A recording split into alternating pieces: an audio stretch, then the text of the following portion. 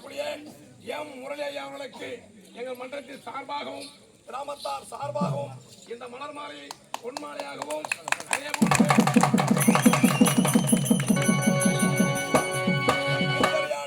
பொன்னாடியாக இருக்கிறார்கள்.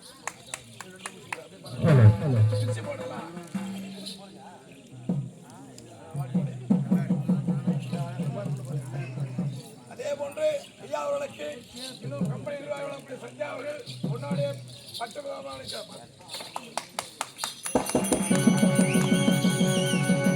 ஐயா அவர்கள் நல்லதொரு முடிவெடுத்து இங்கே உதயமாக இருக்கும் முரளி ஐயா அவர்கள் மென்மேலும் வளர வேண்டும் என்று கிராமதேவி சார்பாகவும் கலைவாணி சார்பாகவும் நீண்ட ஆயுள் பெற்று கலைமகள் அருள் பெற்று நீடூழி வாழ வேண்டும் என்று ஜெயம் ஜெயம் ஜெயம்.